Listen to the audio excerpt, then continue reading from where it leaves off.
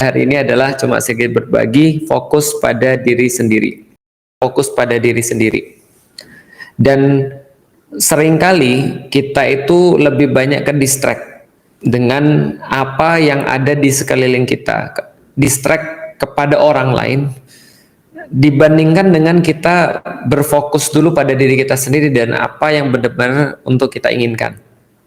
Itu adalah yang sedikit selalu saya ingatkan kepada diri saya pribadi, jangan sampai kita ke distract oleh orang lain.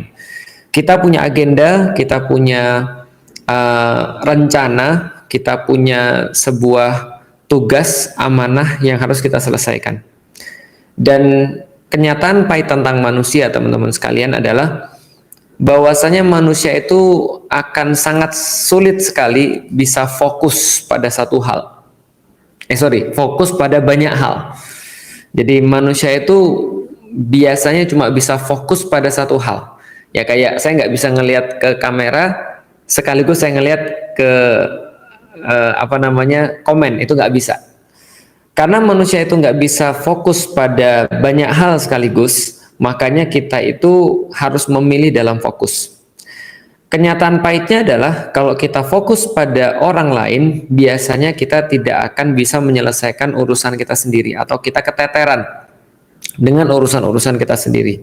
Misal kalau kita sibuk untuk melihat, membandingkan diri kita terus-menerus dengan orang lain, maka kita tidak akan pernah bisa menghargai apa yang sudah kita dapat dalam kehidupan kita.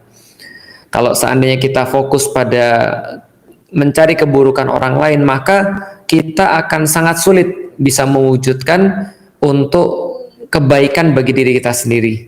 Nah, jadi itulah kenapa sederhananya kita harus fokus kepada diri kita sendiri daripada kita fokus pada orang lain.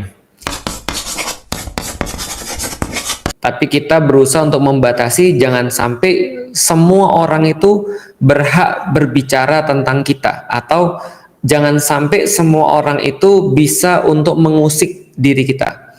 Karena kalau guru kita, kalau andaikan bapak kita, ibu kita yang sudah jelas-jelas mereka mencintai kita dan pastinya ingin kebaikan pada kita, tentunya kita akan terus-menerus untuk membuka hati kita. Merekalah yang boleh untuk dalam tanda kutip mengusik diri kita, yang membuat kita menjadi khawatir, yang membuat kita menjadi tidak nyaman, yang membuat kita menjadi deg-degan, yang membuat kita menjadi merasa, wah saya kayaknya harus berbenah. Nah, itu adalah guru-guru kita, bapak kita, ibu kita, ataupun orang-orang yang memang menginginkan kebaikan pada kita. Tapi tidak semua orang. Karena begitu semua orang kita berikan hak untuk bisa mengusik kita atau mengganggu kedaulatan diri kita, maka kita tidak akan jadi siapa-siapa. Jadi balik lagi, berfokus pada diri itu lebih penting daripada kita berfokus pada orang lain. Lah gimana kalau seandainya kalau kita berfokus pada diri kita terus ada orang fokus pada kita? Ya nggak apa-apa, itu kan bagus. Dan in the end of the day, di ujung kisah kita nanti ya pasti mereka akan nyesal.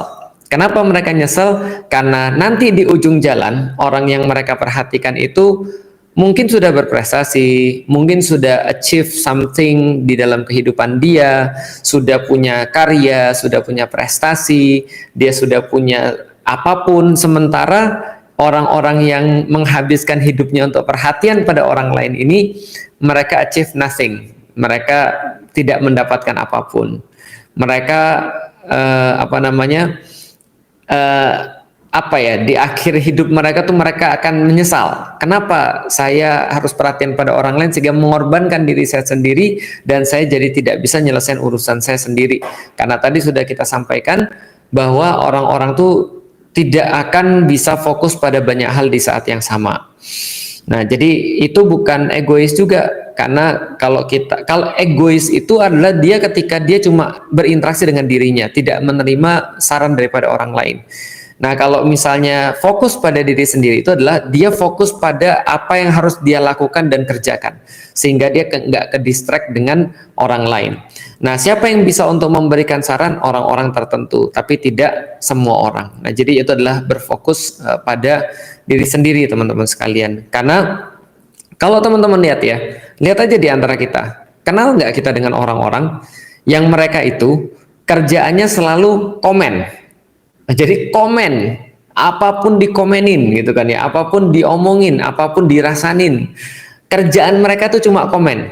Nah, kalau teman-teman pernah kenal dengan orang-orang kayak gini yang kerjaannya komen terus, yang kerjaannya mereka itu selalu mengkritik, yang senantiasa mencari kesalahan, lihat coba hidup dia. Apa yang dia achieve dalam kehidupan dia? Nggak ada. Karena terlalu banyak komen, terlalu banyak ngurusin orang lain, akhirnya dia nggak punya achievement dengan diri dia sendiri. Mungkin achievement yang paling besar yang diingat orang ketika dia sudah mati adalah orang ini suka kritik gitu loh mas. Orang ini selalu salah semua orang di depan pandangan dia. Nah itu adalah achievement dia yang diingat oleh semua orang. Sedangkan orang-orang yang dia kritik mungkin akan lebih baik, akan menjadi lebih paham, akan menjadi lebih tahu, dan mungkin sudah melakukan banyak karya dibandingkan dia, karena dia sudah tidak sempat lagi untuk memikirkan perkara-perkara lain. Kalau orang-orang barat mengatakan begini, bahwa hati manusia itu punya keluasan tertentu. Andaikan orang-orang itu sudah mengisinya dengan sampah dalam tanda kutip, maka dia tidak akan lagi punya ruang untuk kreativitas. Atau orang-orang barat itu berkata, bahkan bukan orang muslim, orang barat itu berkata bahwa hidup itu kayak naik balon udara. Nah, kalau naik balon udara itu ya, kalau dia sudah punya banyak pemberat, ya dia nggak bisa naik, dia harus lepasin pemberatnya itu. Nah, maksudnya adalah fokus itu apa? Fokus kita itu mau kemana? Kalau misalnya kita tuh mau terbang, ya udah jangan bawa banyak sekali, jangan bawa banyak pemberat, gitu loh maksudnya. Pemberat itu apa?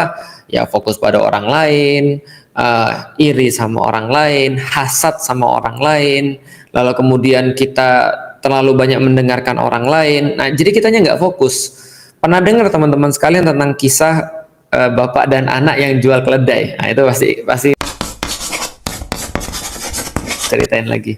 Alkisah, asik gitu ya. Awalnya kan selalu begitu ya. Alkisah. Ada seorang petani itu lagi BU, butuh uang, dan dia kemudian mau jual keledainya, dan dia ajak anaknya, nak temenin bapak yuk kita pergi ke pasar untuk jual keledai kita ini. Kebetulan pasarnya tuh jauh, namanya juga orang kampung ya. Maka berjalanlah dia dengan anaknya dengan keledai yang mau dia jual ini, dan kebetulan keledainya ini cukup tua, bapaknya juga tua, dan anaknya ini masih muda, masih kecil. Lantas karena dia ini sayang sama anaknya, dia bilang sama anaknya, nak naiklah ke atas keledai, naiklah ke atas keledai nak. Wah jangan pak, nanti bapak capek nuntun saya. Enggak nak, ini saya tuh sayang kepada kamu nak. Naiklah nak ke atas keledai ini nak. Kemudian dia naik ke atas keledai anak ini. Lewatlah ketika di segerombolan orang, maka orang ini kebetulan netizen Indonesia. Nah, jadi netizen Indonesia yang rese gitu ya. Lalu kemudian ngomonglah nih gerombolan orang nih, wah ini anak nggak berbakti nih, parah ini anak ini. Masa bapaknya sudah tua, tega-teganya dia, bapaknya sudah tua itu dia suruh untuk nuntun dia naik keledai. Gak bener ini anak. Memang zaman sekarang nih, generasi zaman sekarang nih gak tahu mau jadi apa ini. Anak kecil ini kurang ajar. Ini bibit-bibit penyakit ini. Bibit-bibit sampah masyarakat ini. Ini kayaknya gedenya nih mesti jadi brutal nih. Mesti jadi ya pokoknya gak ada sama sekali kehormatan pada bapaknya. Anak macam apa ini? Parah lah pokoknya. Didengarlah sama petani dan anak kecil ini. Anak kecil ini sontak langsung turun karena dia dengerin omongan orang, dan dia nggak fokus pada apa yang dia inginkan dan apa yang diminta oleh bapaknya. Dia turun. Dia bilang, Pak, udah bapak naik aja. Aku nggak mau sampai orang bilang bahwa aku tuh nggak punya adab. Jangan sampai orang tuh bilang bahwa aku itu nggak hormat sama bapak. Gitu. Oh iya, udah bapak naik aja. Akhirnya bapaknya pun naik. Kebetulan bapaknya ini juga insecure dengan omongan orang lain ya, overthinking dia dengan omongan orang lain. Akhirnya dia naik keledai, anaknya yang nuntun.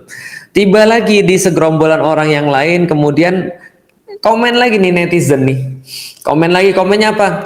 Wah nggak bener nih, kenapa? Itu bapak kok tega sih? Anaknya itu loh masa disuruh untuk nuntun sementara dia enak-enakan di atas. Mana kasih sayang seorang ayah? Ayah itu kan harusnya kan melindungi, ayah itu harusnya menyayangi. Lah masa dia enak-enak ongkang-ongkang kaki di atas, anaknya disuruh untuk apa namanya, untuk nuntun. Ini adalah pelanggaran terhadap hak asasi anak ini. Anak kecil tuh harusnya mendapatkan kasih sayang, mendapatkan pengurusan yang baik, bukan disuruh eksploitasi seperti ini. Gak bener ini bapaknya ini. Mesti dulu bapaknya ini adalah orang-orang yang parah ini mesti ini. Pokoknya nggak bener ini bapaknya. Akhirnya dengar gitu bapaknya turun. Lalu kemudian dia bilang, nak, gini juga ternyata nggak bagus, nak. Bapaknya juga nggak fokus pada tujuannya. Padahal kalau fokus pada tujuan awal banget, dia pengen nyayangin anaknya. Fokus pada tujuan kedua, anaknya pengen menghormati bapaknya. Tapi mereka nggak fokus dengerinnya netizen. Makanya ini nggak fokus pada diri sendiri nih. Nah, lalu kemudian mereka naiklah berdua. Ya udahlah, kalau gitu kita naik berdua ya, supaya kita ini dilihat orang juga sama-sama. Lewatlah lagi di segerombolan yang lain. Apa lagi kata netizen? Netizen bilang ini dua orang nggak ada otaknya. Masa ini keledai ini ya? Ini keledai udah tua loh ini. Dia sudah melayani banyak loh, membantu mereka mungkin seumur hidup mereka. Tapi perlakuannya kayak gini, nggak bener nih dua orang ini. Masa mereka terhadap binatang nggak ada kasih sayangnya? Katanya Muslim tuh harusnya mikir, ada kasih sayang terhadap keledai juga. Nggak gini caranya. Harusnya tuh mereka tuh nggak memperlakukan keledai ini kayak gini. Kesian banget keledai ini. Entahlah masa depan dunia ini kayak gimana kalau orang-orang kayak gini semua. Dengerlah nih mereka nih. Lalu kemudian setelah dengar lagi mereka ini, enggak lagi mereka fokus pada diri sendiri. Mereka turunlah berdua, gandenglah mereka keledai. Gandenglah mereka kedelai ini bareng-bareng di bawah, enggak dinaikin. Lewat lagi segerombolan orang. Apa kata orang lagi kira-kira? Bener. Orang bilang gini, dua orang ini ya bodoh banget. Ya Tuhan, gitu kan ya, kata orang, ampun dua orang ini, ya mau jadi apa dua orang ini? Ada keledai nggak dipakai dia, coba bayangin, di mana itu otaknya itu lagi?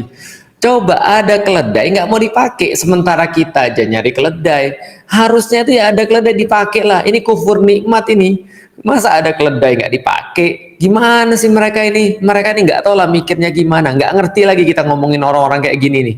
Dengar lagi lah mereka. Setelah dengar lagi lah mereka, akhirnya mereka bilang, ya sudahlah, kita ini udah nyoba untuk bisa nyenengin orang ya. Ternyata orang tuh nggak seneng-seneng sama kita. Nah, dia fokus pada orang lain, bukan kesenangan dia, bukan alasan dia. Tapi dia fokus, dia bilang gini, kita sudah coba kamu di atas, nah aku di bawah sudah. Netizen nggak suka. Kita juga udah coba kata mereka, sebaliknya, aku yang di atas, kamu yang di bawah, nak. Mereka juga nggak suka juga. Kita sudah coba naik dua-duanya, nak. Mereka juga nggak suka. Kita juga sudah coba turun dua-duanya, nak. Mereka juga nggak suka. Cuma satu yang belum kita coba, nak. Nah, ayo kita coba.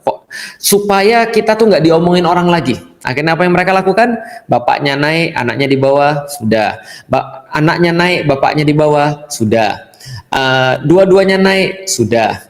Dua-duanya di bawah, sudah. Yang belum apa? Yang belum akhirnya mereka coba. Mereka berdua ngangkat keledainya. Nah, udah teman-teman udah bisa tebak ya kayak apa kemudian ketika mereka berdua ngangkat keledai, lewat lagi di segerombolan orang. Ridho manusia itu adalah perkara yang nggak akan pernah bisa kita dapatkan. Makanya itulah nggak semua orang, atau tidak boleh semua orang itu harus kita dengarkan. Tidak boleh semua orang itu kita dengarkan. Karena kalau semua orang berhak untuk memberikan sesuatu bagi kita, untuk mempengaruhi kita, hidup kita nggak akan pernah beres. Dan nggak akan hidup kita beres, yang komen juga nggak beres. Karena